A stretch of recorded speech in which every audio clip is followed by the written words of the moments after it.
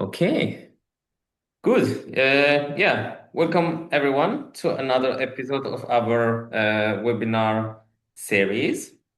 And today we have Ali and John, who will present to us a webinar on transdisciplinarity in systems engineering and especially in sustainability and how to address it. Yeah, without further ado, I will just hand over to Ali and John. You can present yourself and then get started. So the floor is yours. Ali, you're muted? Second. Now I'm on mute. Yeah, So that's good. just a second. Let me share my screen. And then you have also the presentation there. So can you see the presentation? That looks good. Okay. First of all, thank you for giving us this opportunity to present our recent research in this sustainability working group.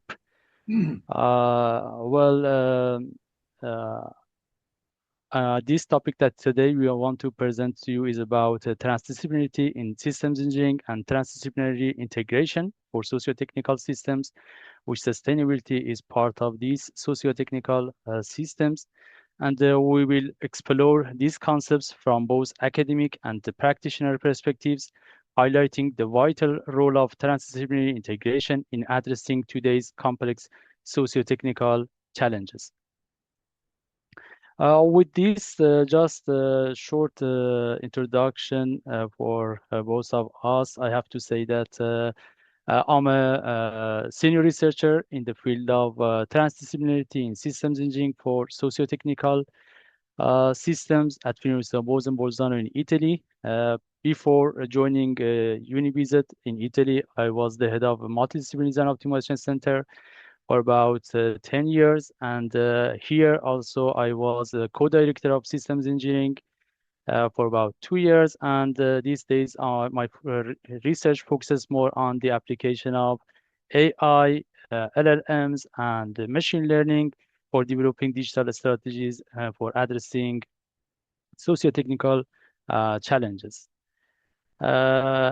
Especially regarding this topic of application of these systems engineering for addressing sustainability at ICQIS conference in 2024, I received the Young Research Award, which was more about presenting how we want to address sustainability from a systems engineering approach. So I will give the floor to John to introduce himself, and then we will go to the main topic of our presentation. Thanks, Ali. Hi, everybody. I'm John Poirier. As the bio indicates, I'm a semi-retired consultant, systems engineer, project manager, many other things, with over 4 decades of a career. So along the way throughout that career, I've identified a lot of issues and challenges and worked to resolve them, particularly in focusing on problem solving and solution making. One of the main things that's happened recently is I took what Ali and I have been collaborating on and what I've been looking at doing for the last 15 years and wrote a book. Is you can see on the left, we can talk about it at the end, but it's called Figuring Out, and it's addressing problem solving and solution making. Very interested in transdisciplinarity in systems engineering and where and how we can improve that. So that hopefully today's discussion will leave you with some thought-provoking material. So with that, I'll turn it back to Ali. Yeah, so as you see, our backgrounds bridge the academic research with real-world systems engineering practice. And you can see our contact details here on the slide. And we welcome you to connect with us via email or on LinkedIn. So as Pierre Zhu noted, systems thinker shape a worldwide based on interconnectedness. Our outline today is structured around this exact philosophy to address modern megatrends. I will guide you through the first 2 sections, starting with an introduction to socio-technical systems, the critical needs for transdisciplinary thinking, and why sustainability is fundamentally a transdisciplinary problem. And then John will take over to discuss architecting circular economy as one of the approach to addressing sustainability towards a transdisciplinary ontological foundation. And then he will present our transdisciplinary systems engineering concept, our transdisciplinary integration meta models, and the disciplinarity analysis approach that we developed. So our motivation first for this work is deeply rooted in our last two papers, which serve as foundation for today's presentation. Through this research, we have established key conceptual capability and process meta models specifically designed to tackle complex sustainability challenges. Our primary goal today is to build community awareness of these findings within the COSI working group and to invite collaboration on how these transdisciplinary frameworks can be applied in practice. Now, let's look at the core of these socio-technical challenges. Well, here we will move to the first section of presentation, introducing introduction to socio-technical systems, and where we address the essential needs for transdisciplinary thinking. Ideally, technological innovations and social systems should reinforce each other to create sustainable value. However, the reality is that these two dimensions can easily clash if they engineered in isolation. So to prevent these failures, we must shift how we view systems boundaries. Let's look deeper into what we define, and how we define these socio-technical challenges. To anchor our discussion on socio-technical systems, let's look at the grand context provided by COSI Systems Engineering Vision 2035. According to this vision, the global megatrends are driving massive changes across our landscape. As listed on the left, you can see we are seeing environmental sustainability becomes an absolute priority, while an increasingly interconnected world heightens systematic interdependence. Simultaneously, the digital transformation, Industry 4.0, Industry 5.0, Society 5.0 are completely reshaping how we work, causing an explosion in systems complexity and proliferation of smart cities. Crucially, these megatrends are both driving and enabled by shifting socio-economic changes coupled with rapid technological advances, and they are expected to deeply influence systems engineering through 2035. As the visual maps that we can see here shows, these forces are directly elevating stakeholders' needs and expanding our engineering boundaries. To paraphrase in some way Albert Einstein, we can say that we simply cannot solve these complex socio-technical problems with the same level of thinking we used actually when we created them. So this slide maps the core framework of our research, characterizing socio-technical systems where human, organizational, and technological dimensions interact. As shown on the left, these challenges reside directly at the intersection of complex and wicked problems because they span both domains. Traditional systems engineering falls short. To realize and address all dimensions of these problems concurrently, we must look beyond multi, cross, inter, and interdisciplinary collaboration toward true transdisciplinary integration.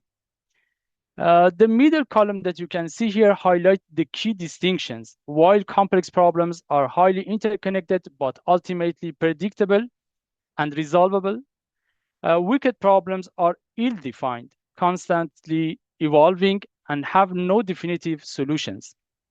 Finally, the right column details the 6 key aspects that make socio-technical design so difficult: structural complexity, future uncertainty, continuous dynamism, conflicting institutional rationalities, human irrationalities, and mismatched life cycles across different timeframes.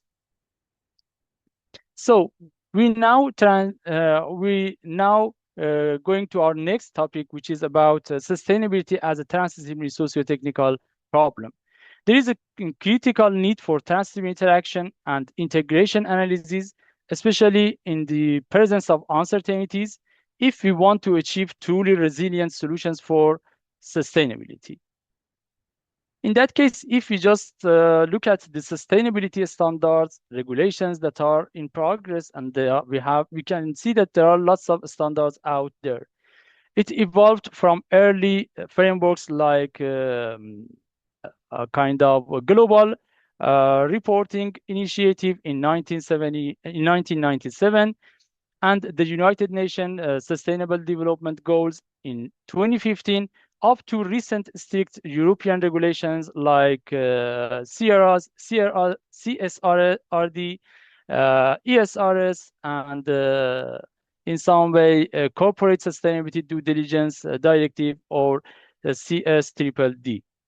These overlap but differ significantly in legal compliance, scope, development, and structure. So the question here is that why don't we have one global standards to follow? Besides these standards, incoming sector-specific standards aim to target individual industries, but they fail to provide clear rules for absolute sustainability in practice. Sectors and their products are highly interdependent. Indicators, measures, interactions, units, data collection methods, and uncertainty remains completely unclear. So this raises a fundamental question: that is this fragmented, compliance-driven approach the right way to address sustainability? We argue it is not. Instead, we need a unified approach built on strong conceptual models, capability frameworks, process meta models, and assessment constructs. So before launching any sustainability development initiative, we must explicitly answer the core systematic question highlighted here. First, we must define the problem scope. Is it a regular system, a multi-agent system, or a larger system of systems? Does it require systems thinking, and across which disciplinarity domains actually does it sit? And from there, we must identify the necessary assessment methods, our key decision variables, and determine whether we are dealing with a single, multi, or many objective optimization problem. As shown in the diagram here, these questions are vital because they allow us to map out possible scenarios over both short-term and long-term horizons. Ultimately, answering these questions ensures we can find a feasible design space that successfully achieves balance within triple bottom line of economic, environmental, and social sustainability. Let's see, why do we need systems engineering for sustainability? Sustainability demands a multifaceted strategy involving a diverse range of stakeholders and complex technical domains. Systems engineering, comprehensive systematic decomposition, requirement engineering, and all the modeling that we have in engineering help us optimize these decision variables and manage complex requirements using, in systems engineering, we can use model-based systems engineering tools. However, we must recognize that while traditional systems engineering is inherently interdisciplinary, but sustainability exceeds its current focus and scale. Engaging the private sector to achieve the 2030 agenda, as illustrated here, requires deep systematic change, innovative business models, and market incentives. This immense scale introduces an urgent need for a new way of thinking. Simply connecting disciplines is not longer enough. Elevating transdisciplinarity within systems engineering is absolutely essential to efficiently address these grand socio-technical challenges. So as a concrete example of this compliance landscape, let's look at the European Sustainability Reporting Standards, or ESRS.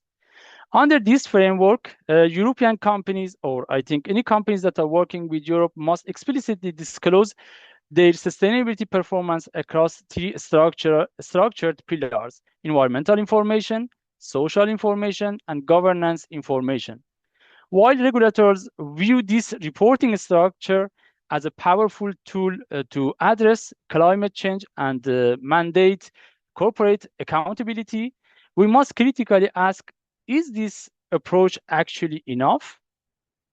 Or is it fundamentally insufficient and poorly inclusive of the two socio-technical problems dimensions, the interconnected factors, and the core system aspects, and also collective stakeholders' needs?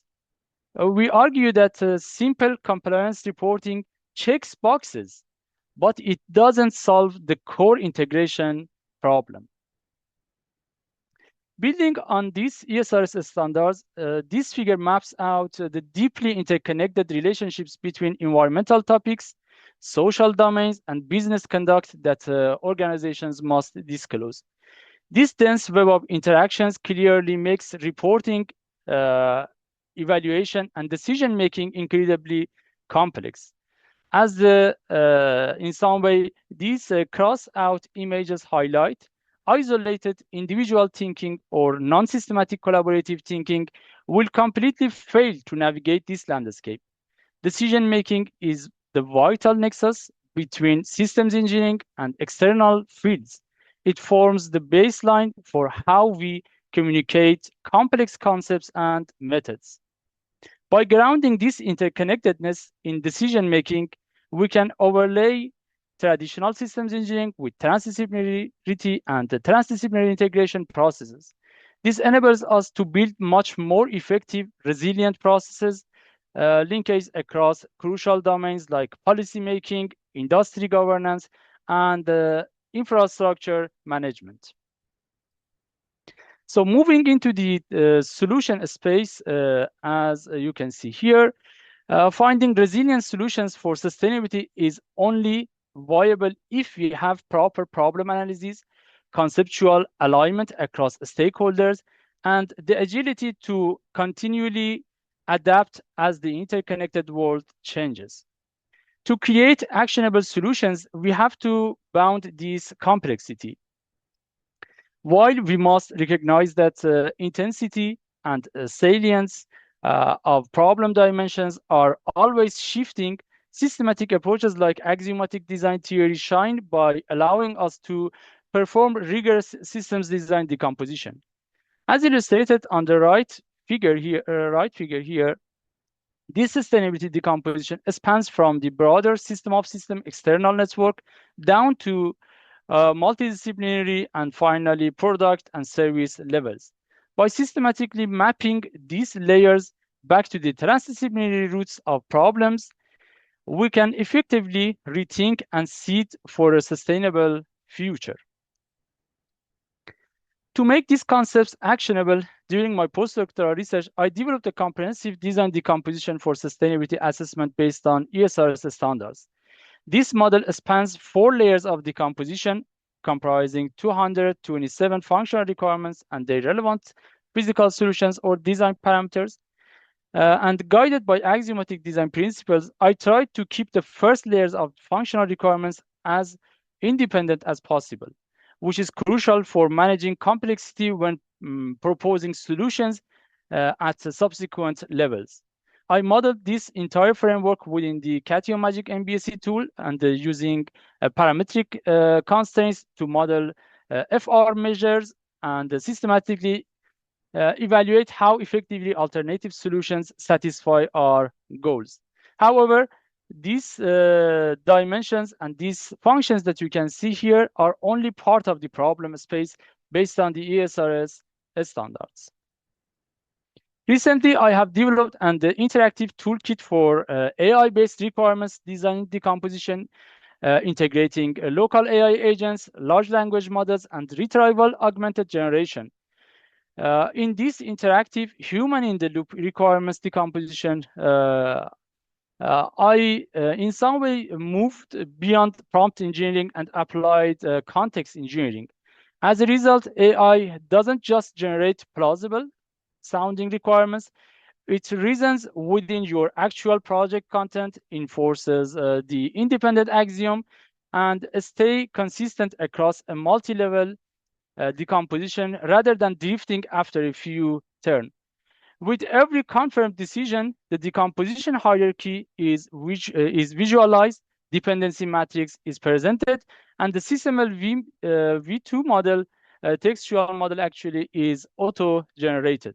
This turns axiomatic design from a static theoretical exercise into a live virtual visual and human AI collaboration, and also connect directly into the MBSE toolchain for downstream systems design. So when applying this toolkit to some use cases, we found that information flow and interrelationship between functional requirements, design parameters, or physical solutions were the biggest challenge in identifying direct and indirect interactions. Additionally, identifying the amount of interdisciplinary impacts for different alternatives requires at least a conceptual multidisciplinary design to understand that how these alternatives can deal with the problems that we will define. Inevitable uncertainties on data and interdisciplinary impacts were another challenge, which making transdisciplinary decisions fragile.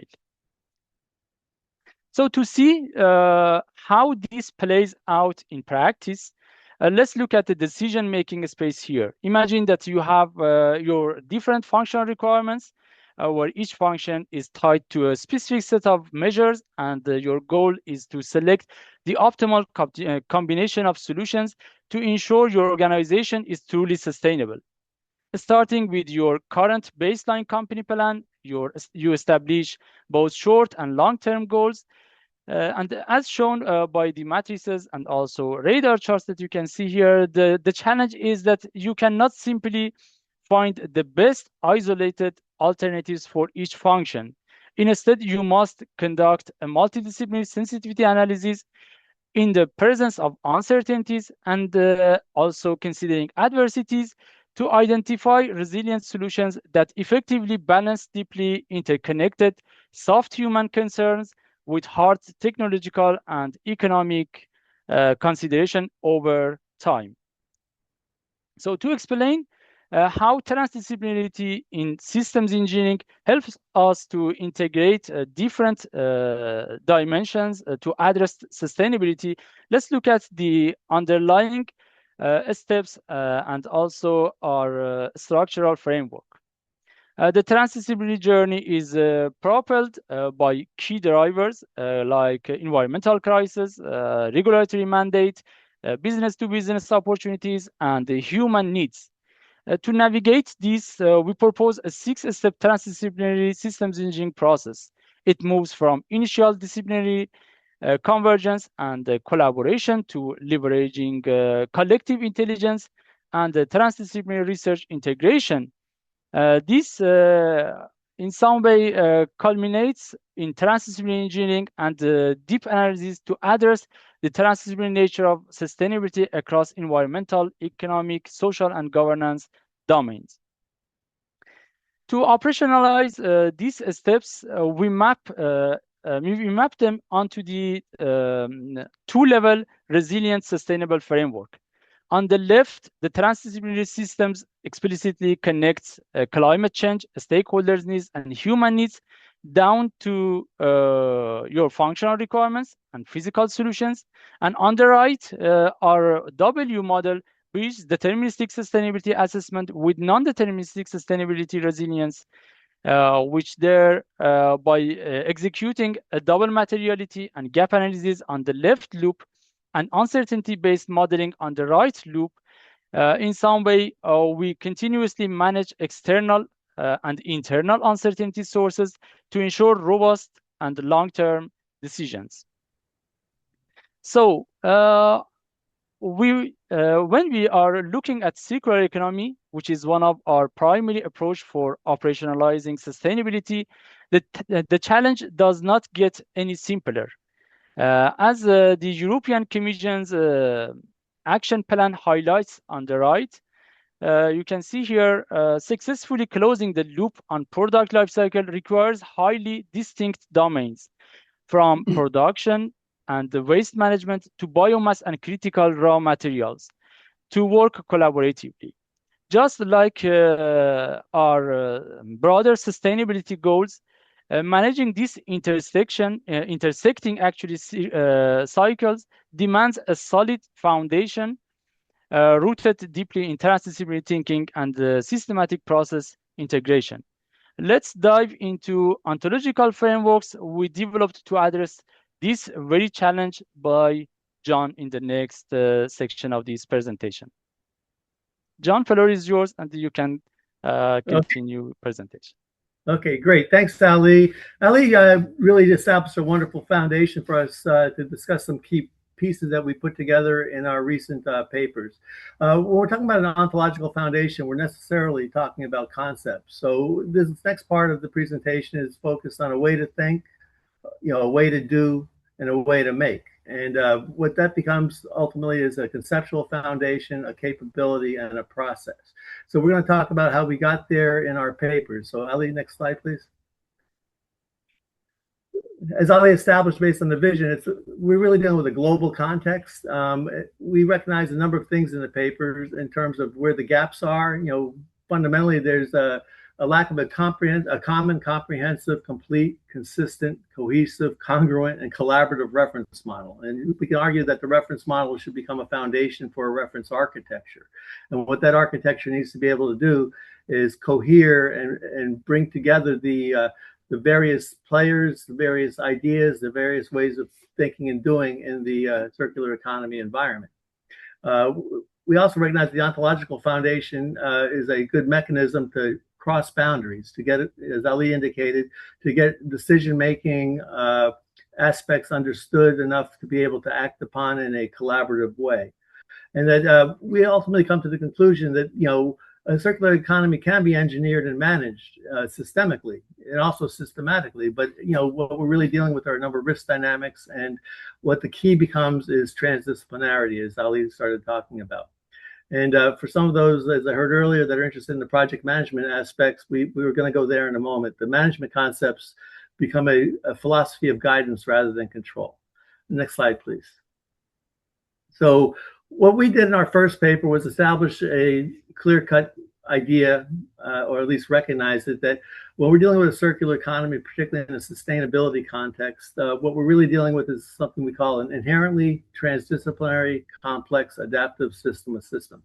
And that becomes very important because now we're out of this whole multidisciplinary, interdisciplinarity, intradisciplinarity rubric. And we're clearly saying, when we're dealing with this kind of a problem, it's inherently transdisciplinary. So what are we going to do about it? Next slide, please. Here's how we started thinking about how to do about it.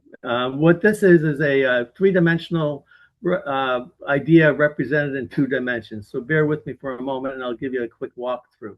The blue background is essentially the plane upon which everything's built. That's the environment. And within that plane, we have the environment as is, we have a conceptual set of relationships that are in place, actions that are being undertaken, and triggers for adaptation. Within the plane also becomes a couple of key elements, and those are on the left and right. We call it TARDM, T-A-R-D-M. That's transdisciplinary analysis and recursive decision making. We'll talk about in more detail about what those are in a moment. If you look at the red areas, you can see them as essentially the steps leading up to the foundation of a house of sorts. In the paper, we talked about it as a museum. And what we're saying there is, within the environment as is, we need to understand and determine what we think we need to do. And to do that, we need to inventory and level set, establish an architectural baseline, integrate and evolve in increments, affiliate stakeholders, leverage related efforts, and align scope and integrated actions across communities. That's a lot, and it's all explained in the paper. So hopefully, if it's interesting, you'll take some time and explore it with us. Once we're at the next level, we are now able to start looking at methodologies and approaches. two that are clear are systems engineering and project management, but there's others, anthropological, policy, and other types of dimensions and areas that can be applied here. We also, in that paper, established, a core set of systems, and we recognize that those are insufficient, but they're certainly part of the challenge space. And those include the political, economic, social, information, infrastructure, legal, industrial type systems. But there's more, and we'll talk about that in a moment. Ultimately, we want to get to where we're integrating and bringing together these systems pieces coherently and without them grinding. And that's going to be predicated, as Ali talked about, risk analysis and resource allocation. Ultimately, we get to the circular economy as an ITCAS. And then we'll talk about this in a moment, the ontological and architectural foundations. To finish it out, we identified some representative sectors and stakeholders. They're certainly not exhaustive. And we tried to scale some views from individual level through regional, national, all the way up to global. Next slide, please. So what we're dealing with now is moving into that way of thinking and way of doing. And what we're going to talk about is first the conceptual foundation, then a capability and a process. So if you, next slide, please. So we started in our second paper with a much deeper dive, and we really explored some of the key notions and a lot of the literature. We came to this term transdisciplinarity in systems engineering. We differentiate that because transdisciplinarity as a noun is a thing. It's a way of thinking. It's a body of knowledge. It's a group of people. It's things. Transdisciplinary systems engineering uses transdisciplinary as an adjective, and that's descriptive of an application. So we see a critical link between transdisciplinarity in systems engineering and how that can convert to transdisciplinary integration and capability and processes. So what we started with was the systems engineering definition from Nkosi. And we claim to be transdisciplinary, but we make the argument we're really not. We're very limited in how we approach transdisciplinarity as a concept, and even transdisciplinary integration as usually a bunch of engineers of different disciplines getting together. It's much broader, much more wide-ranging when we deal with problems like a circular economy or sustainability. We also recognize that the systems engineering definition is very useful in systems engineering, but it's not necessarily recognized or understood by other fields and disciplines and professions. So we have a challenge in communication. So this takes us back to what Ali was talking about earlier, which becomes very important. The solution space is primarily a decision-making space. And we see decision-making as the essential nexus with other disciplines to provide a basic point of departure to communicate what systems engineering is, and also for systems engineering to understand what other fields have to offer. So what you see on the slide here is a picture that actually ended up on the cover of the journal Systems. That article that we produced was actually selected as a cover article. So the pieces here that become very important. On the left, and I'll talk about them more in a moment, are some key functions that relate to establishing an ontological approach. But underlying it all is what's on the right. And those are three key levels and enablers or decision spaces. You have individual cognitive, you have group collaborative, and you have systems integrative. In a socio-technical systems context, the socio part is not often well understood. The technical for systems engineers is often much more readily approached. So what we identified, on the right, is three contexts of interest. There's an analytical context, a management context, and an execution context. And within those, you'll see those bulleted elements. Those should be read both as an intent and an assessment. So they can be preceded by questions like, from an individual cognitive level, do I have an open mind? Do I ensure tolerance? Do I investigate options? On a group collaborative level, a similar type of set of questions come in, and are we ensuring communicability? Are we applying bodies of knowledge? What are we doing to leverage resourcefulness? On a systems integrative level, and when we say systems integrative, it's both technical and conceptual type systems. How do we bring them together? Artificial intelligence being a good example. And it's how do we anticipate state migration? How do we redefine completeness? How do we reform structure? And that gets into a symbiosis between both how the systems are operating, how they can evolve, and how the human element becomes part of the system construct. So moving back to the left, and those functions starting from the top, The first question is, how do we derive an ontology for transdisciplinarity in systems engineering? It's a thing. It has a construct. It has relationships. It's inherently conceptual. What is this ontological approach that we need to pursue to address the fundamentals of the problem space that exists within the solution space, which exists within a broader situation space? We start there, and then we move to establishing a collaborative culture. How do we bring diverse entities, organizations, people, capabilities together and establish, a more coherent approach to it? And that takes us to the third one on the lower right, which is integrate coherent decision-making into decision support. We first need to share language, or at least identify a Rosetta Stone that allows us to translate. We then need to understand that decision-making and decision support are two different things. The decision-making, as we use it, is fundamentally a cognitive process. It's figuring out what needs to be addressed, whereas the decision support is fundamentally the choices that are then presented based on what needs to be decided. Then if we move to the left, we have to get a collaborative environment, and then we need to blend it. And in this case, we're talking about transdisciplinary systems engineering in the more modern oriented sense of how do we use transdisciplinarity as a construct to enable transdisciplinary systems engineering as a process. And then we actually have to convert that in the upper left to establish a systems engineering process that's appropriate to scope and scale. Next slide, please. So we converted some of those elements, as you can see on the left, the individual, cognitive, group, collaborative, systems integrative, as the key perspectives and drivers that drive what needs to be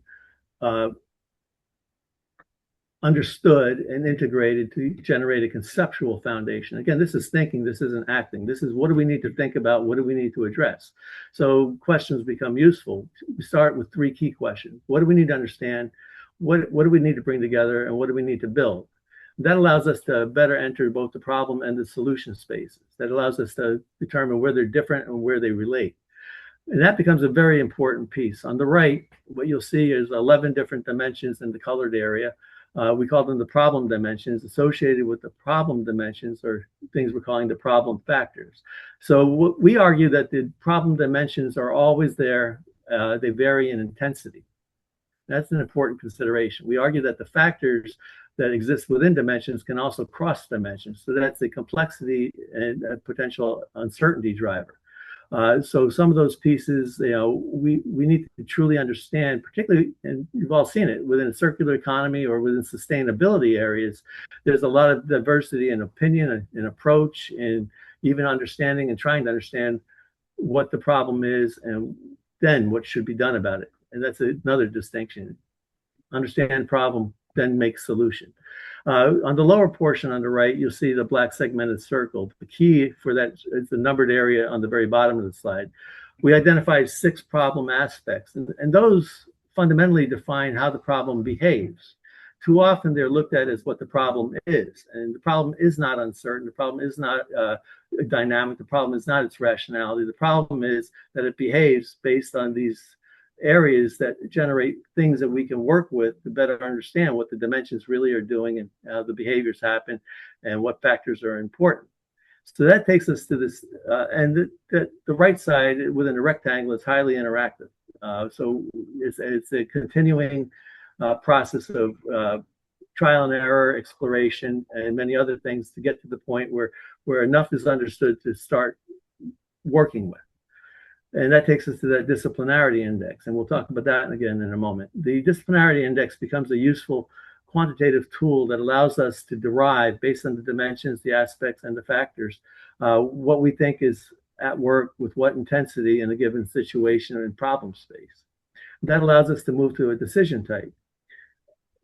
A common model, it's not the only model of problem types, is based on a simple, complicated, complex, and wicked differentiation. We use that to the extent that it's powerful enough for us to use to identify what types of problems we may be dealing with. And then that takes us back to what Ali was talking about. In an inherently transdisciplinary, complex, adaptive system, a system challenge space where circular economy or sustainability become a key focus, we're dealing inherently with the complex and wicked. But we also need to make sure that as we're dealing with parts of it, that some may be simple, some may be complicated, but we always want to ensure we're looking at the full spectrum of what the dimensionality and aspects analysis provides us. And that takes us to the solution approach, and that's to the left there in the green.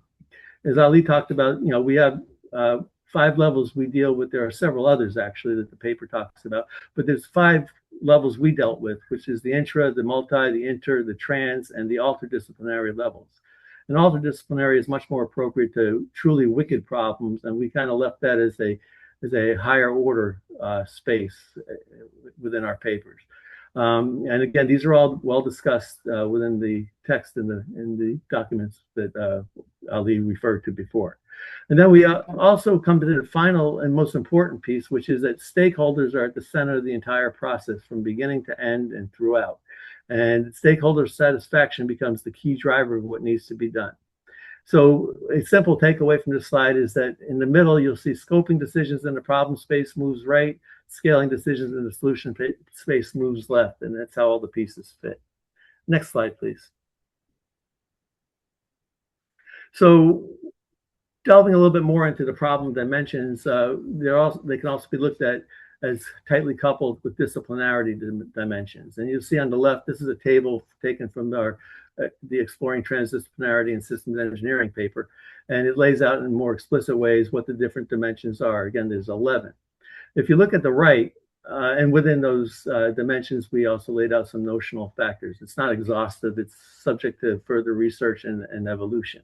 But on the right, what you see, look at it as a clock in some sense. Starting at the top, we have philosophical, psychological, working down to social on the right.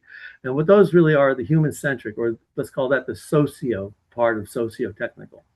Then you move to the left side, and you'll see everything from informational through technical engineered, and ultimately up to environmental, which is obviously the most important part of what we're talking about in circular economy and sustainability. But you can again look at that as technocentric. That's the technical side of socio-technical. We're going to talk a little bit more about these. Please move, next slide. What we just did was take that first part, the way of thinking, to get to a conceptual foundation. That's all nice, but what do you do with it? So the next step is, okay, we kind of understand what we're dealing with. We kind of understand what's driving it. We kind of understand what kind of problem we're dealing with the type of decisions that are involved. What do we need to be able to do about it? And that gets us to the way of doing. And that's the Transdisciplinary Integration Capability Model. Fundamentally, it's focused on ends, ways, and means, as you can see on the left.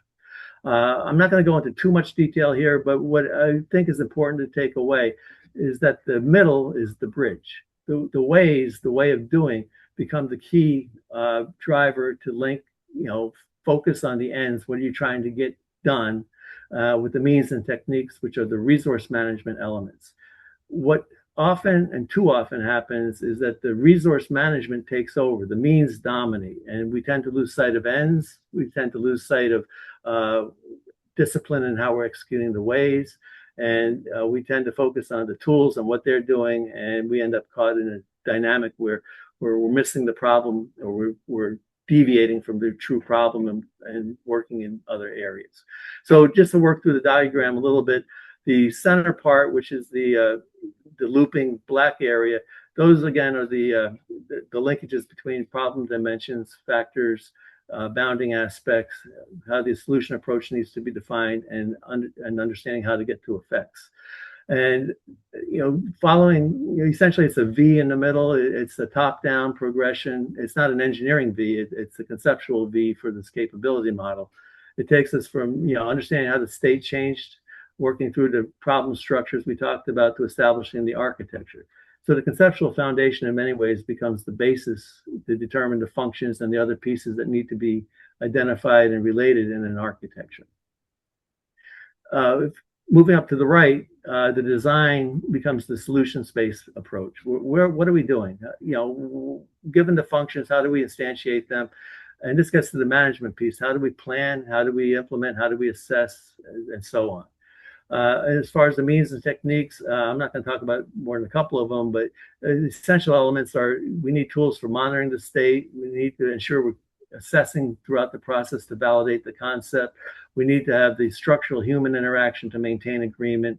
And ultimately, we need to be able to apply measures and evaluate what's going on.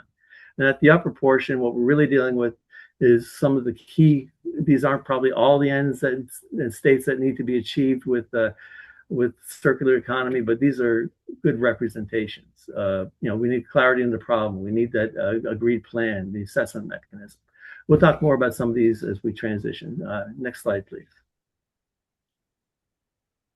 All right, so what we have is a paradigm shift, and I think I'm going to run out of time if I'm not careful. So the key point here is that we've addressed the levels of disciplinarity on the left. And again, for inherently, for an IPCAS like circular economy, we need to start at transdisciplinarity. And that's the key element.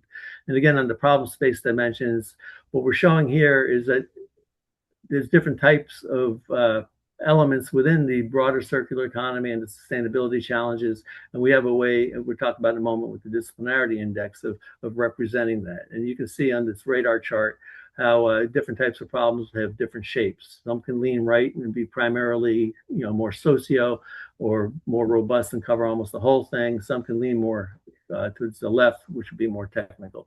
Next slide, please. So we talked about a way to think, we talked about a way to do. An important takeaway in the capability is that a way to do doesn't mean you're doing. It means that you figured out what needs to be done and you're generating a capability to execute. The next part is the way to make, and that's this transdisciplinary integration process model. In the paper, we go into great detail on this, but the key piece to walk away with here are the gray bars. There's a conceptual design for transdisciplinary integration process set, and then there's an execution to implement the solution making part on the bottom, which is together there's a series of steps, process elements, however we want to call them, supported by sub processes with indications of various products. The key to read is that the gray rectangles are the steps for each phase. The double barred rectangles are some of the sub-process elements that associate themselves with those steps. And then the wavy bottom rectangles are essentially the types of products. Very important here is that this is not exhaustive, it's representative, it's illustrative. It's intended to show you some of the things that would generally apply. If we're looking at any specific problem, most of these steps, if not all, would apply, but the sub-processes would be much more evolved and require more definition. And the products, again, here are just very high-level indications of some of the things that would come out of that. But the transition on the left from capability to process becomes one of framing, accessing, integrating, deciding, and then reflecting. How are we learning and adapting and understanding and assessing in the environment? Next slide, please. Here we have something Ali has generated based on the paper, and this is a knowledge graph approach. The colored circles are those 11 problem dimensions, and what you can see is representative, not exhaustive, but representative factors in the circles that are, or the ovals that are attached to those circles. Within the space there, you also see a number of curved lines indicating key relationships. And again, what this is intended to do is to allow us to move towards better understanding and formalizing our approach to be able to link the factors and the and the problem dimensions in new ways. And we'll talk about that a little bit more, I think, in the next slide. But key to this is is an effort to gain some semantic knowledge structuring. Words have meaning. They have different meanings to different people. We need to get a common ground. This is a tool to move towards that. And it also allows us to start crossing boundaries outside of just systems engineering and management and getting into other fields, and allows us to communicate. Next slide, please. So we talked about the disciplinarity analysis in the earlier chart. we generated in the paper was a quantitative set of metrics we call the disciplinary index, and it also includes a dimensional variance and a integration index that allows us to understand better what quantitatively we're looking at, to the degree that we can define the measures that allow us to integrate the problem dimensions, the effectors, and overlay the aspects onto those. But most importantly, what it allows us to do is get into this relationship to how do you approach the problem. So it helps us better understand, given this type of problem with these types of dimensions, these types of factors, what level of what level of disciplinarity is most appropriate, given that sequence we talked about from single through alter, but in this case, generally focused on transdisciplinary approaches. Next slide, please. So we also include in the paper a comparative analysis. So on the left here, what you see is a Wi-Fi internet problem, and you can look at it in different levels. You'll see in the upper right this micro, meso, and macro level. What we're talking about there is what we indicated earlier, the notion of scale differentiation. So a Wi-Fi can be introduction can be a highly technical challenge. Let's say I go to a neighborhood and I put a new Wi-Fi system in, and it either works better or it doesn't. People like it or they don't. But as you start moving beyond the neighborhood, you get to, say, a city or even a regional level, other factors start emerging, and those become more the questions of fairness, questions of legitimacy, and things like that get to the idea that, now there's some social aspects that we might not have thought about if we were only technically focused. Bottom line is that if you look at these three overlays on the radar chart, it's intended to show us how the scope and scale will drive types of problem dimensions and their interactions as the problem evolves in front of us. Next slide, or the next part. What we did here is we overlaid three additional scenarios. If you look on the upper right, you'll see wildfire, smart cities, industry of the future. And you can see how their shapes are different. Again, the data used here was notional. It was not factual. It was indicative of how the model could work, how the index could function. So what you see on the right is somewhat a more clear idea of where these different shapes take form and which dimensions become important. What really becomes important is, the actual data that would support the generation of these graphs, which becomes the input to the knowledge graph and the output to what the actual shapes might look like. Next slide, please. All right, so we're at, kind of at the end here before questions. So in summary, what we really talked about was, at the end of the day, again, it's a way to think, a way to do, a way to make things. And that really kind of they complement, and they need to be integrated. So if we're talking about sustainability and we're talking about circular economy, but really if we're talking about almost any problem, a sustainable outcome isn't just going to happen by point optimization. It's a highly complex multivariate challenge. So to go after it, we need these mindsets, methods, and mechanisms. We need to make sure we're focused on stakeholders, and that we're really addressing learning and developing knowledge across the full life cycle. So at its crux, what we've argued is that the sustainability is inherently an ITCAS. So let's use that type of approach, the inherently transdisciplinary complex adaptive system and systems. We also recognize the complexity and uncertainty, which are only two of the key aspects that we identify, are drivers of transdisciplinary integration. So we should use this transdisciplinarity in systems engineering mindset.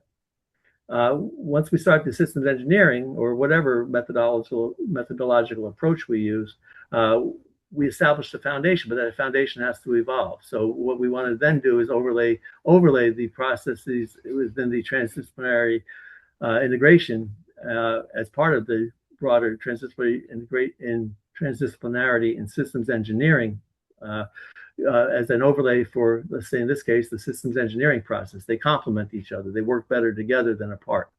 And then we want to look at the capability and process models, particularly as we look at supporting stakeholder alignment and the decision making. And we believe that a reference model or set of reference models, the conceptual approaches and things we talked about, would be useful to help define a reference architecture ultimately. And the last area is what are we talking about? We need to put things together and do things. So we need them to be resilient, adaptable, and sustainable. So we need to apply the transdisciplinary integration process, the TDIP. Next slide, please. So with Ali? this, Good, Ali. yeah, with this actually, we are more or less at the end of our presentation. But before closing this presentation, since I'm also serving as a co-guest editor for this special issue on advancing systems engineering in the age of digital transformation at Systems MDPI Journal. This is a call for paper. If you would like to work on these topics, so how systems engineering approaches can be in some way advanced to address these new challenges that we have in this twin green and digital transition. We welcome your original and innovative scientific contributions that helps us and improve this transition to addressing these kind of problems. Do you have a date for that issue, for article? Oh, it's in there. Yeah, for the article also, I will send you then the link via message part that we have in this presentation. Yeah. Right. So, John. So a quick closing comment. So based on the work I've done in my career and the recent work that helped me really focus on what I think is very important, I established what I'm calling Phronexis Works. It's a mindset, methods, mechanism approach to solve hard problems. And as I did that, I ended up writing a book, which should be out hopefully in the next week or so. And in support of both, to enable both the formation of a community and a set of resources, I established Phronexis Works as a company or a firm. Some of the key things there that I'm trying to build, and I'm looking forward to community participation. The link is at the bottom if you're interested. And either you'll find more detail on the website, but there's the key focus is the transdisciplinary approach largely. It integrates systems thinking, systems engineering, transdisciplinary thinking, and other types of perspectives. It connects problem understanding, capability development, the things we just talked about. Its intent is to be a practical framework for practitioners to really be able to take the tools and do something with them. Again, it supports the decision-making, solution-making, and the other types of pieces. And it's applicable to a wide range of organizations, if not most, technical, organizational, societal, and dealing with the kinds of challenges we're talking about in sustainability. And again, the book should be out hopefully within a week or so, and hopefully I'll get some good feedback from you guys. Thanks again. Thank you for your attention. And we are open for any questions if you have, and we can discuss on these topics. Yeah, maybe applause first. And thank you very much for this great presentation and also your great work in advancing transdisciplinarity, especially also in the context of sustainability. I think there are like tremendous work and papers that are very relevant to the challenges that we are addressing. And yeah, so the floor is open for questions, and I see already one from Peter. Oh, yeah. Well, thank you, John and Ali. Very impressed. It's a big step forward. I like it a lot. Let me just say something. It's not a but, it's an and. And that is a few of us, a few years ago, were set some challenges by the Future of Systems Engineering program when it existed. I didn't even know what happened to it. To think about principles for the future. And we wrote a number of articles, and they appeared prominently in the April 2024 edition of INCOSY Insight. I mean, that's enough of a reference, but I can give you one. And one of the articles was about, well, they were all really about transdisciplinarity, but one in particular.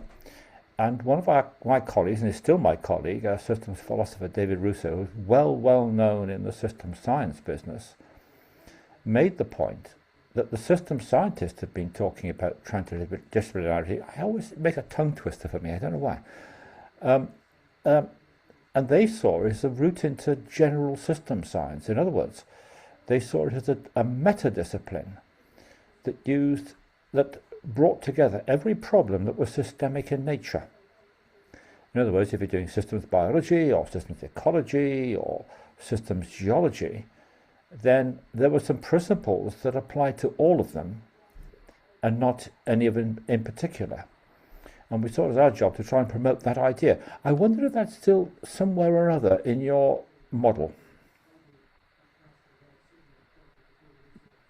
Ali, you want to address it, or you want me to take a shot? You can take it, and then I will continue. I think the metadiscipline idea is essential. And I think if we take this notion of transdisciplinarity in systems engineering, it is a potentially fundamental mechanism to start towards defining that metadiscipline. In my mind, what we're really talking about is a metadiscipline when we're talking about broad scope of things. What we dealt with, was, like I said, the constraint of too few dimensions. And when we throw philosophical and that word out to a systems engineer, the eyes glaze, they get dizzy, they fall down, they don't want to hear anymore. You start throwing in the psychological and the anthropological, some people might listen a little bit. You get into the social, I heard socio-technical, I think I know what that means. And you move your way around that clock, if you will. And what you end up with is chunks. Different people take different chunks. And our fundamental argument is that all those 11 disciplines are always present in all situations. The question is how intense they are. So if I follow what you're suggesting in that metadiscipline approach, that would be a vehicle for us to capture those disciplines for a much more diverse set of inputs and perspectives. But now we're dealing with a cultural challenge, aren't we? We're dealing with systems engineering. Because go ahead. Sorry, I'm interrupting. That's my problem. No, you're fine. I just think that I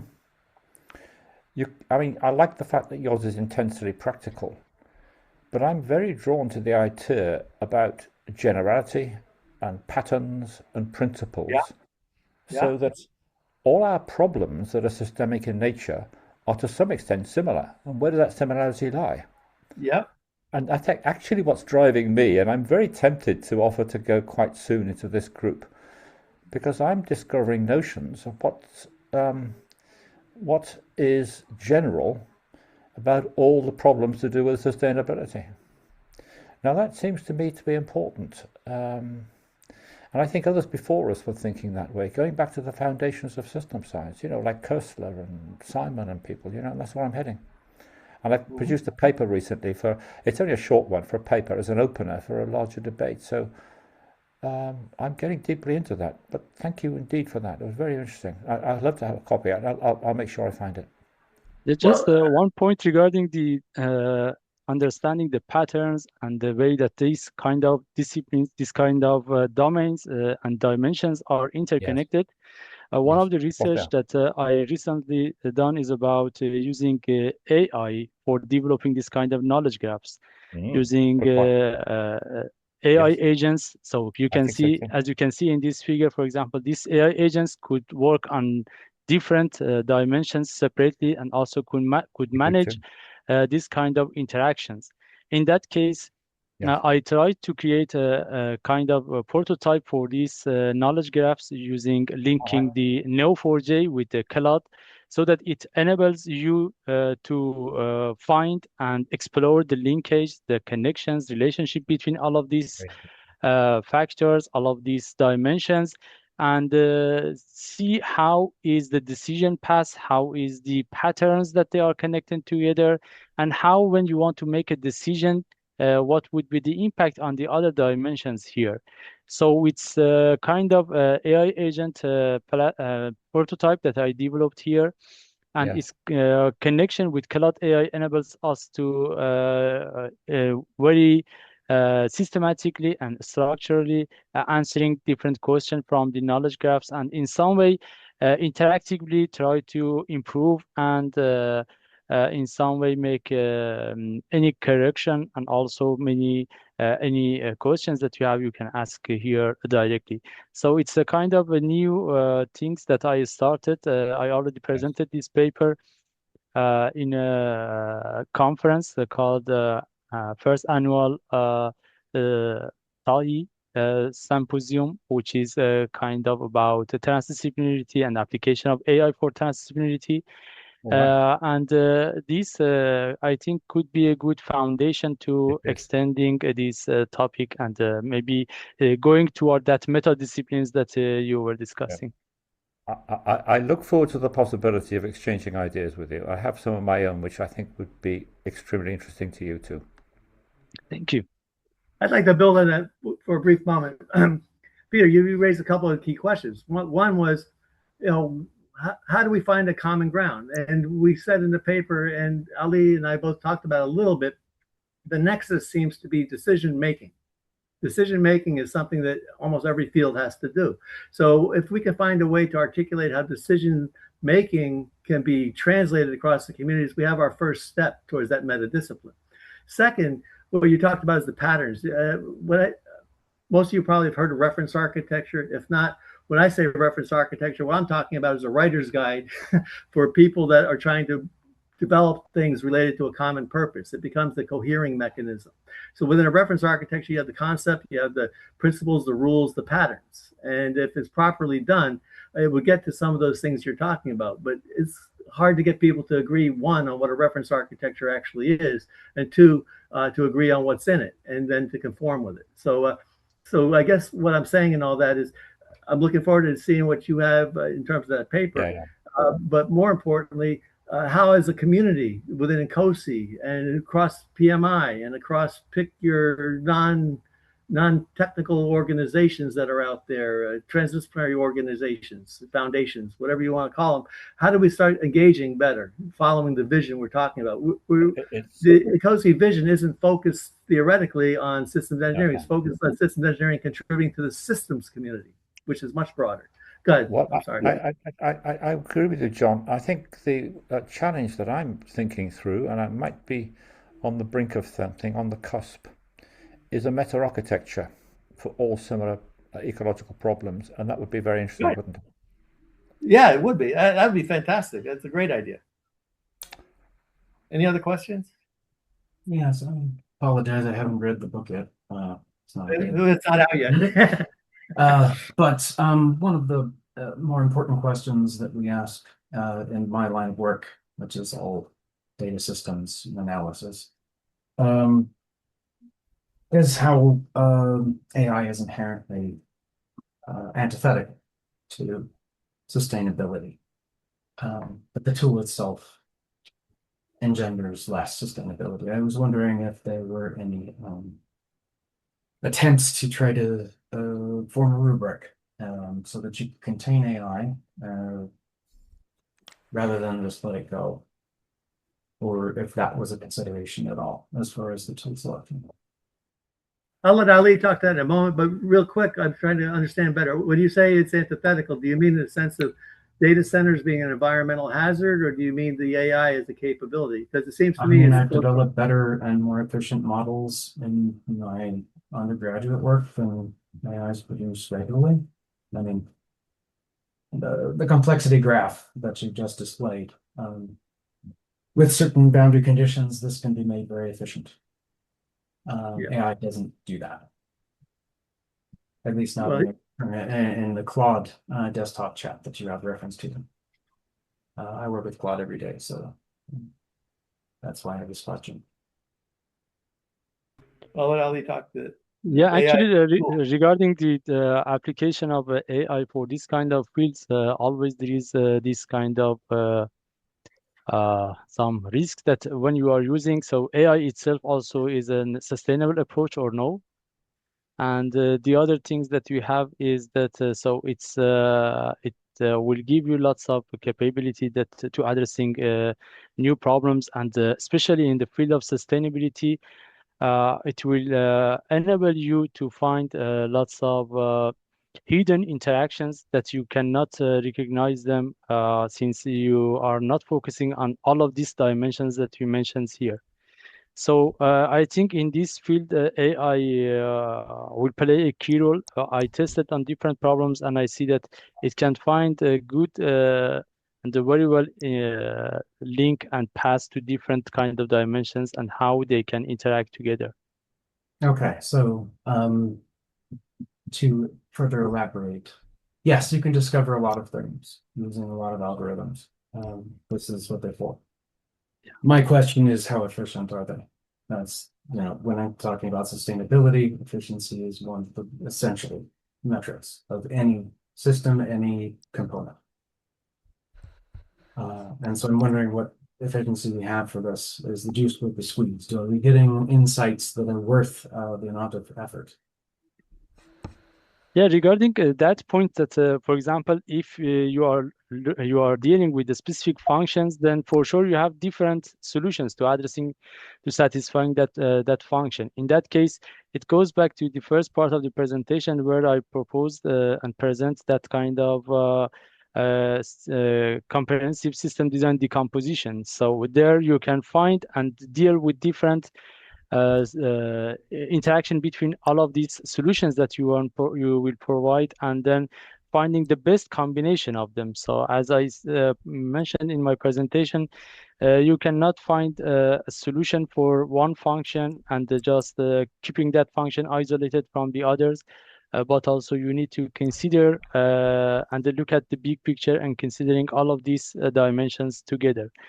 In that case, during last 2 years that I was working with the company with this topic of sustainability, the most challenge is that even people that are dealing with this kind of problems, they don't know that okay, there are these alternatives, but if they wanted to find some exact measures to then compare them and find the best approach, it takes lots of time, energy, and cost to do this kind of conceptual analysis, and then finding again all of these interdisciplinary interactions would be a big challenge for them.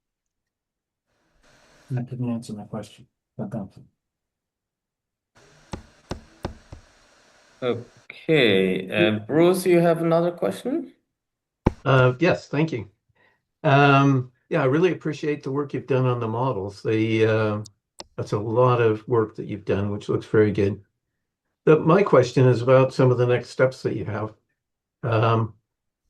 I think, from my point of view, there are a number of groups that are actively involved in this whole area.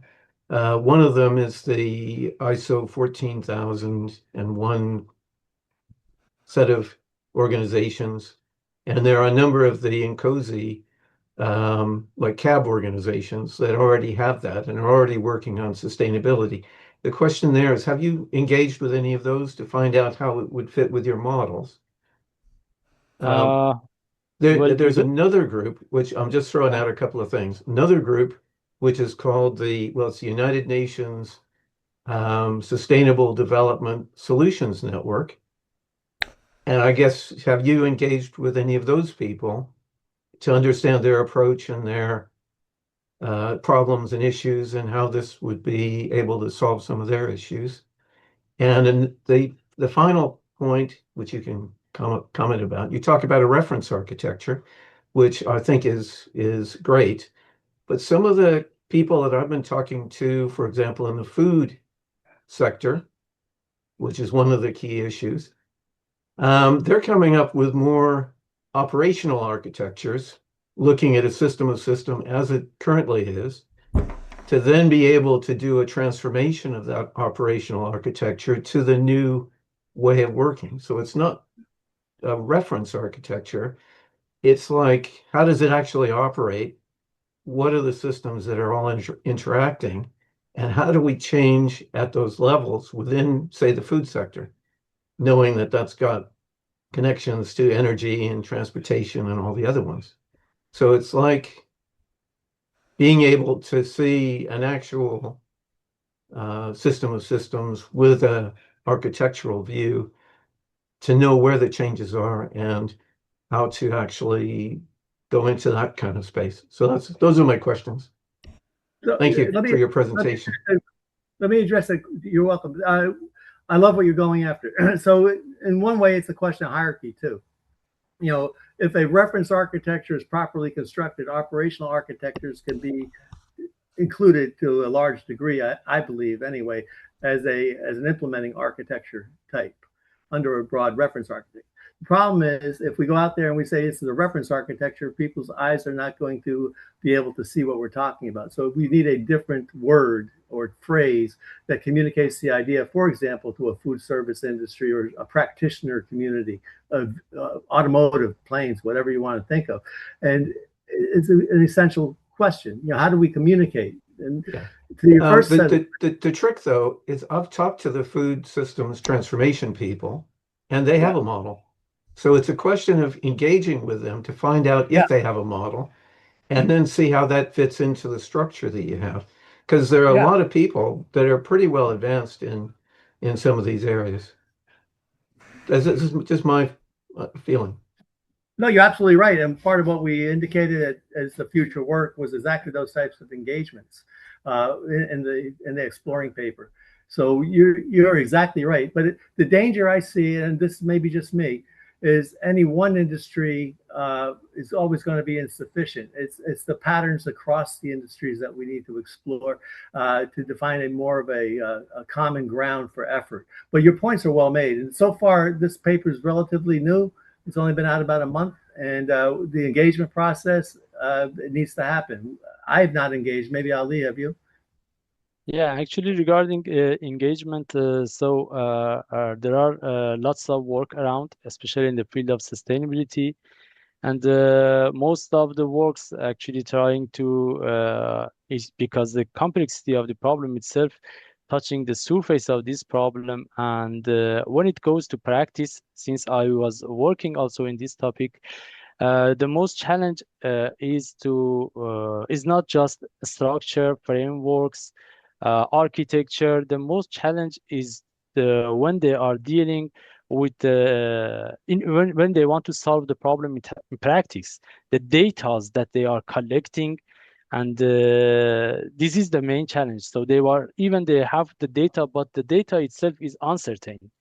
So in some cases, people are coming with the data for different things, and they say that, okay, this data is just an initial data with 100% uncertainties. How imagine that? So then how do you want to go with in practice and find the solutions and also dealing with this kind of challenges?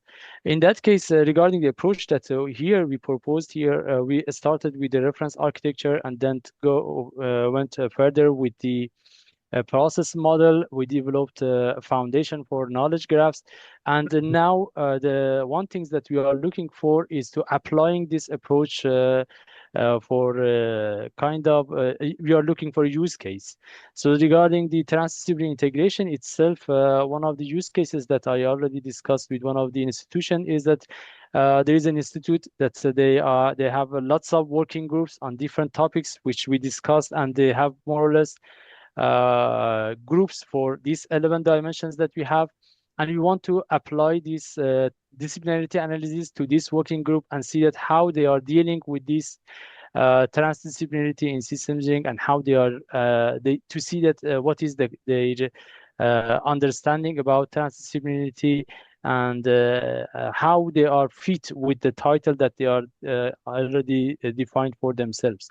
And if the institute is a transdisciplinarity institute, then if they already for each dimension they already have in kind of a balance between all of these dimensions that they have in their institute or no, and if there is any weakness in any dimension, so then how they can come up with enhancing the capability of that dimension.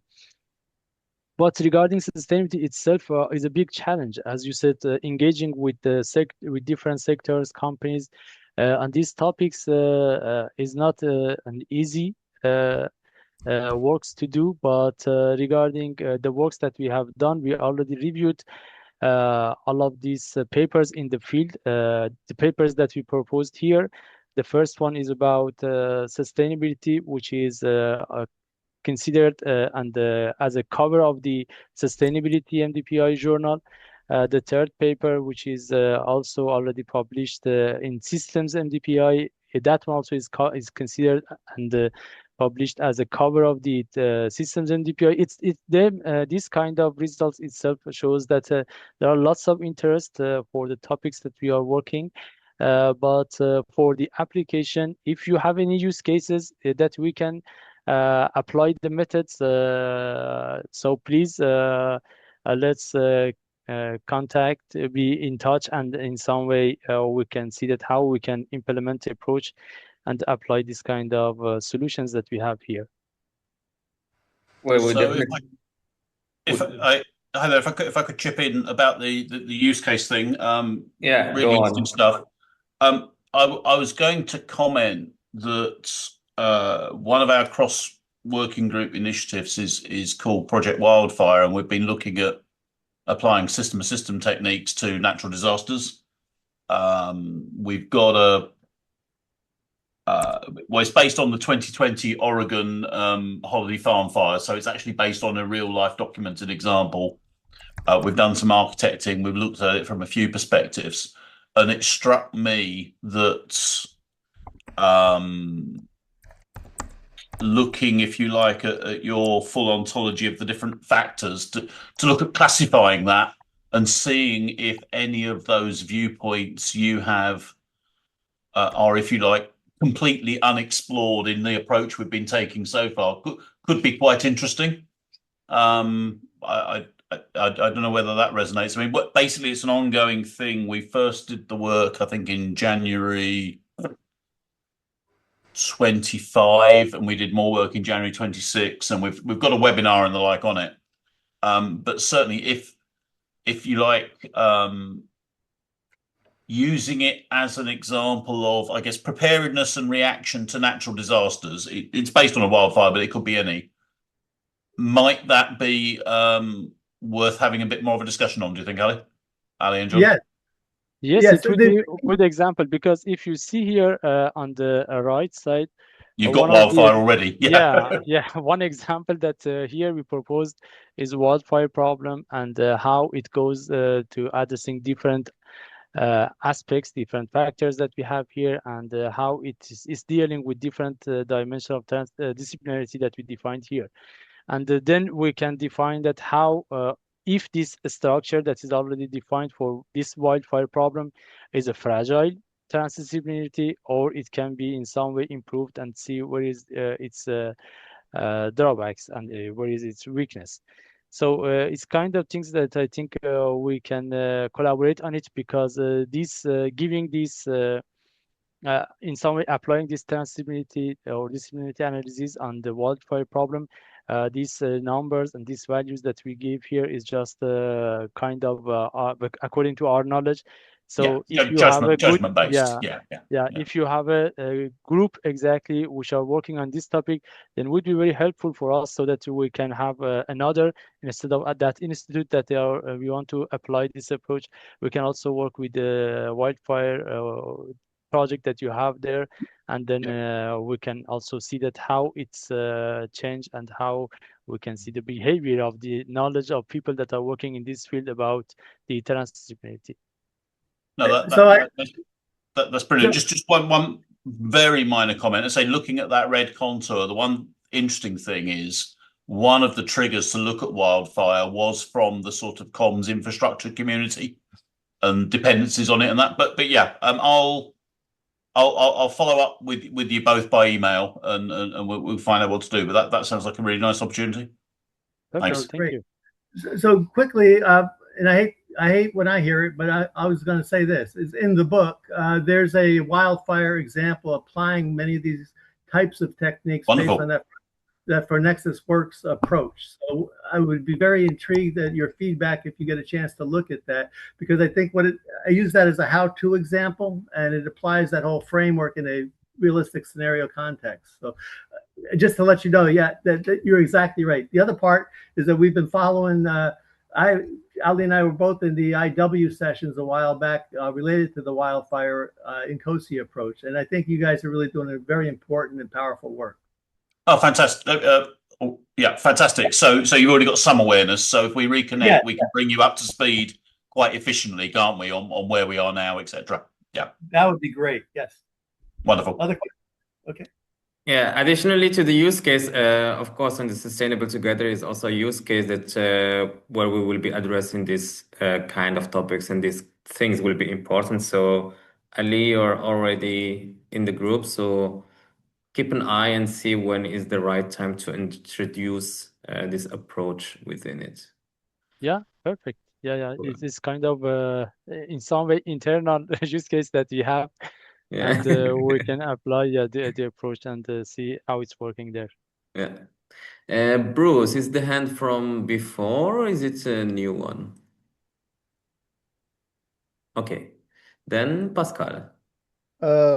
Thank you very much for your presentation. It's very interesting to see ontologies applied at a transdisciplinary level. We are a startup and we are building ontologies for space systems, and so it's very cool to see the same concept applied to the whole society in a sense. And so if you'd like to evaluate some possible opportunity, we are happy to give you um, another instrument, maybe to set up some ontologies or and apply them in projects, because that's what we are building. So making a software that is both capable of building ontologies and then applying this in real world concept where the ontologies can be built gradually. So it's very interesting also to learn how the ontology building process is out of the system engineering, pure system engineering, but more on the societally concept. That sounds great. I'd love to hear from you. Let me put my email in the chat. This would be great. Yeah. I'll send over also the link to the website so you can have a look. Yeah, please. Then we can also keep in touch and see how we can also collaborate on these topics. Because right now, regarding the ontology, also we are developing something, some ontology for the knowledge graphs, and how would be the relationship between all of these dimensions, as you can see here. So there, I think, would be a good opportunity to see how you are defining this kind of ontologies for integration between all of these, between different dimensions. Well, Yeah, because sorry. yeah, I just wanted to mention that so within the working group, we are also working on these ontologies, and we have been already in conversation with the digital engineer working group, and they are going to trigger a joint working group initiative to develop this kind of ontology that is throughout the life cycle and all these things. So yeah. Maybe let's talk about it, or maybe Ali, I can also invite you to the meeting with the digital engineering working group, and we are also building the ontology for our Sustainable Together project. Yeah. Yeah, it would be nice because since the topics that we are also working in workroom is about sustainability, so and let's see how we can collaborate with them on these topics. Yeah. Cool. Yeah, then I had a question. So you mentioned at one point, on the solution space, how stakeholders are driving the solutions, and you had individuals, and I wanted to ask if you also consider nature as a stakeholder uh, for driving a solution, and how do you do that? So this would be, for example, a topic in when we consider regeneration and so on, that we want to have a positive impacts on the environment. So let me answer that, and then Ali can jump in. But yes and no. Yes, in the sense that nature provides the environment and the area that's impacted. But to quantify nature as a stakeholder, I think one would need to have actual entities, organizations, and other even individuals, perhaps. But the key would be to dimensionalize what the stakeholder elements of nature are. Your point is extraordinarily well taken. That's why we established in that ITCAS model the backplane, that blue space of the environment. You know, at the end of the day, the environment is both a driver of what you can do, a limiter of what you, an indicator of what you can't do, and it's also impacted by what you do. So your point is well made. The nature, the dimension, or nature as an entity is hard to. It's like saying God needs to be involved. You know, what do we mean? What do we mean? Because nature is so complex, it's beyond complexity. So it's all those different factors. All we can, I think, identify is whether we're dealing with behavioral patterns in nature that we're influenced by or can influence, and maybe we could identify them as potential stakeholder types. Ali, did you want to jump in? Yeah, just regarding nature, one other things that maybe it's good to consider, like nowadays you can see around this kind of in a lesson learned from nature for sustainability. So how nature itself can be adapted to the changes. So this kind of things that maybe by studying the nature, then we can find some solutions to addressing sustainability. But as a driver itself, in sustainability, usually it comes as a climate change. So they will say that, okay, climate change itself, which comes from with the concerns that we have about the climate, is a driver to think about sustainability. So I think like we have here some people from the nature system working group, and I think like also like we could, of course, nature is generic, but if we break it down to different species or ecosystems that are impacted maybe through our activity, let's say, for example, we are extracting materials from a specific location, and in that location, we have a specific ecosystem that is living. So when we are doing our activity, we are impacting that ecosystem, and probably we already like know pretty well how that ecosystem lives and how we impact it. So can we like use that to define that ecosystem as a stakeholder? I don't know, maybe Kai would like to add something to this. And I think because this is definitely an important topic in regeneration, because we look at to which ecosystem can we add a positive value? Well, in that case, I think in that case, regarding these kind of topics, maybe when you are establishing the problem definition, there you should consider one specific function for those features that you are looking for. For if a specific ecosystems has specific functions that you are caring about, those functions must be considered as main functional requirements, so that in that case, when you are proposing solutions, then always you have these interactions between that functions, and there it will limit your activities, or in some way help you to find more sustainable solutions to have less impact on that ecosystem functions that you are focusing on it. Hamza, you really made me think just now. So I love where you're going with all this. The key point, I think, would be if we look back at that chart with the individual, cognitive, group collaborative, and systems integrative, that systems integrative piece might be on the bottom there, might be where we're talking about including ecosystems and biosystems and different types of systems. And that might be a way to, we don't have an answer, but what we do have is now a good question.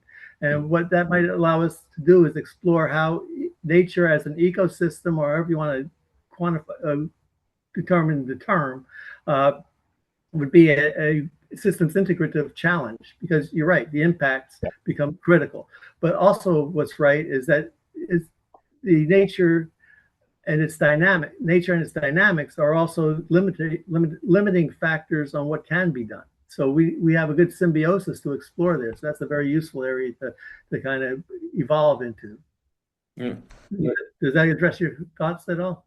Yeah, definitely. So I think, I mean, like, I don't know, like maybe Kai or Bruce can say something. I think the nature system working group have definitely developed some approaches on how to consider nature or different ecosystems as stakeholders within the systems engineering process. Bruce, do you want to go? Bruce? No, you can go. Okay, yeah, but nature as a stakeholder for sure is one starting point. I'm not speaking for the entire group here. but I'm also monitoring a lot what's happening in the nature tech sector. And I think that there needs to be an integrative approach, how that everything which is coming up there, which obviously also is focusing a lot on data interoperability, etc., and how this can sort of be fed across these scales you've identified there, or how it can play out there. And I agree with Hamza that there is a lot of knowledge, same way as Bruce mentioned, out there, where we have ways of looking at certain natural systems and to quantify them, I guess, and that's going very fast as well. And that's not my expertise, but I'm saying this is really a point where I think we need to focus on as well. Bruce, I think you also have a lot around how to look at this from an ecosystemic point of view, I guess. Well, I think ecosystems are part of every system when you think about it. So, Yeah. And this is the kind of relationship that we're trying to bring into the systems engineering thinking, that we're living systems in an ecosystem. So we're part of the ecosystem, we as people. So we're not different and, outside of the ecosystem, we're in it. And changes that organizations can make will influence us if they're not careful. So we are part of it. And I think this has got to be the focus that we're not separate from, we are part of. And if we don't show that in our models, we're kind of missing some of the key points and key issues that are happening today. Absolutely. I mean, you're talking really about humans as a system within a system of systems. We tend to engineer the human out. And that's the fundamental error I've been railing against for decades. Because if nothing else, we're a cognitive processing unit, we're a decision-making unit, we're a collaborative organizational unit, however you want to quantify it in an engineering term. But humans are fundamentally a system. It's complex and very difficult to understand, but it's something that is essential to include. So I couldn't agree. Part of the complexity of organizations is that it's populated with living systems, and living systems have characteristics that are different from machines. And we have to kind of understand those differences, because when you make changes to a living system, it responds in potentially very different ways than you would expect. And I think these are some of the factors that need to bubble up in our conversations as systems engineers. Absolutely. Well, for those addressing this, I would love to see if any of you have time to take a look at that article, the Exploring Transdisciplinarity in Systems Engineering, and see if any of those pieces resonate, because I think you'll see some of the thinking there fits. We did not explicitly explore that, but that might be a foundation for follow-on papers that become a good composite body of work that would be very useful to get that message you're talking about across not just the systems engineering community, but others. Great conversation. Kai, did you have something? So I just wanted to add that I'm about to apply as an observer for the Nature Tech Collective, and I think, and I want to make the point that of INCOSI and its capabilities, and would like the help of you guys to articulate what that would be, and we can sort of get back to that. But I think it's important to monitor. Sorry, and John, it wasn't exactly to the point you were making. So, and was definitely a fantastic paper. So definitely going to read it. But I just wanted to come back to this fact that this is a connection I'm making right now on behalf of the group and INCOSI, if there's any comments or interest in this either. Yeah, this is great news. Yeah, keep us in the loop. So regarding this aspect of how to include nature, we will be working on it, or we are starting to working on it, because we are looking at regeneration and how we can already at the business model level analyze which ecosystems are impacted by our business or our products, and how we can have processes that have a positive impact into these ecosystems instead of negative ones. So yeah, once we set up a meeting, I will definitely include you in. So Adi, you'll be definitely in. If you want John, I can also add you. And Yes. yeah, okay. Then I would just like add you, and then we can have a conversation on this and yeah, solve that open question. Alrighty, good. Then yeah, thank you very much for this great presentation and for yeah, looking forward to all these papers that you have published, and we will definitely be interested into integrating it into our case study or use case. And thanks everyone for the questions, for the discussion. Thank you for taking from your time and for making this webinar series a great place. Have a nice day or nice evening, and see you soon. Thank you. Ciao, ciao. Thank you. Thank you. Bye-bye. Thank you for the opportunity. Bye. Yeah, thank you very much. Thank Really, really you. good. Fantastic.